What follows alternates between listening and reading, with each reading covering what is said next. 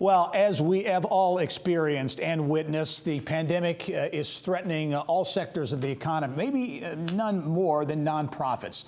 It presents the business community with a big challenge. What is the path forward to support and preserve Indiana charities?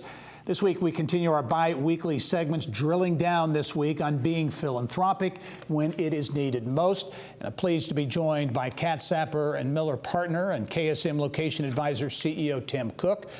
Also, the Associate Dean for Research and International Programs at the IU School of Philanthropy, Dr. Una Osili, and the co-founder of Launch Cause and Bloomerang, Jay Love. And welcome one and all to this special edition of our show. We appreciate you taking the time to be here. And Una, I want to start with you because this is what you do and what you are focused on.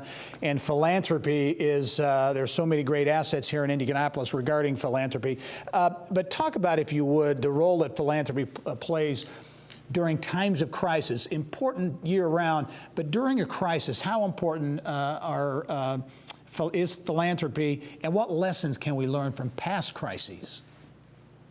Thanks, first of all, for having us on the show today. I think it's important to state first that this is a crisis on a different scale. It is unprecedented in its impact, the impact it's having on our communities here in central Indiana. I also want to emphasize that it's not just a health crisis, it's also an economic crisis of proportions that we haven't seen before.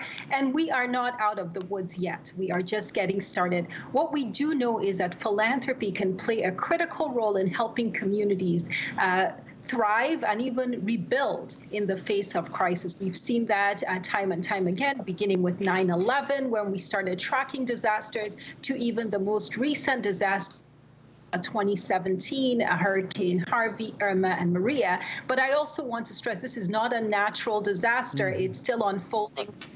What we have seen, I'll just mention 3 quick points. Philanthropy can be a unique collaborator. It does not displace government, but it can partner with government in unique ways. We've also seen philanthropy fill in the gaps, and especially here in central Indiana with feeding hungry families and school children, providing laptops for kids who are transitioning to virtual learning. We've seen philanthropy fill in those gaps.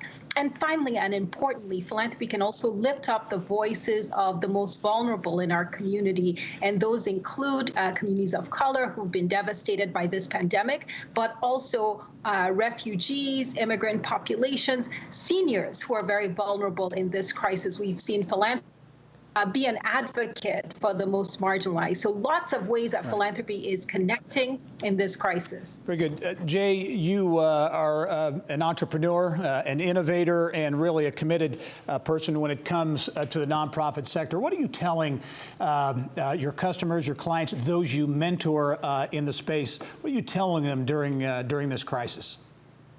The main thing is to continue communicating with all of your constituency.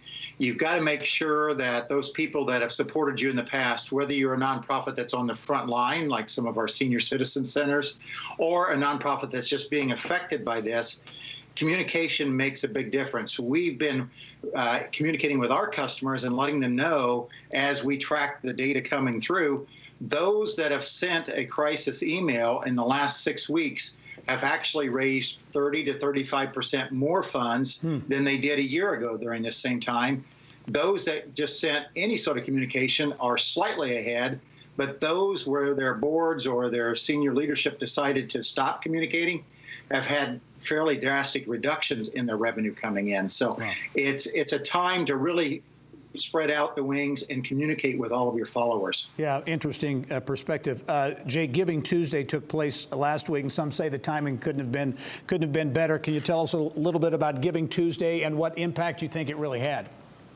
Right. Well, the Giving Tuesday organization, which is supported very strongly by the Bill and Melinda Gates Foundation, among others, they decided to have a special Giving Tuesday. They referred to it as Giving Tuesday now, and it took place last Tuesday. And it was a tremendous boon for many of our customers and many nonprofits all across North America.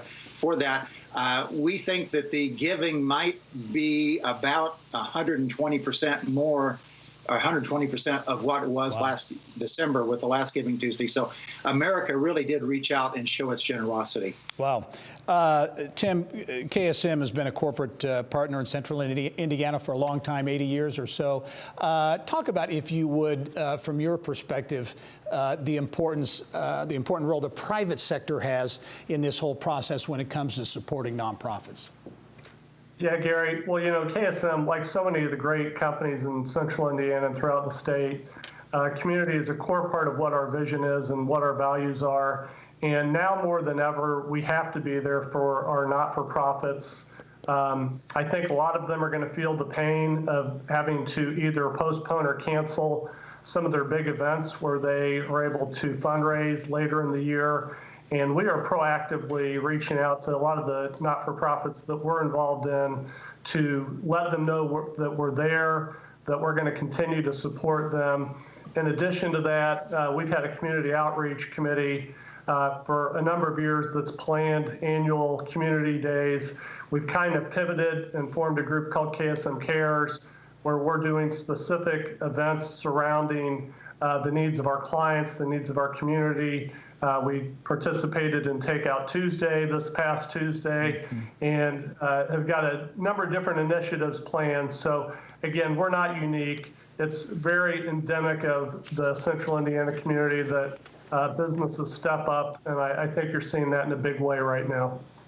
Dr. Osili, in terms of, give you the final word here, but in terms of what businesses can do right now as they seek to be a part of the solution to make a difference in the communities they serve, what advice do you have for businesses?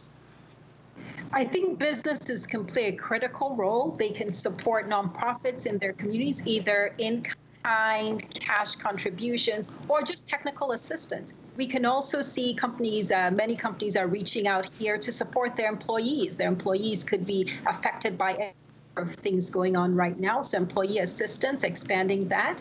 And then finally, companies can look at all of their work and see how they can invest in their community right now. They're all needs that are emerging. Earlier on, it was mostly medical. We're seeing that economic. And we're seeing large companies. I think large companies can help, but small businesses can also look and see where they can retool, revamp, or just tweak their operations so they can support the needs that are emerging.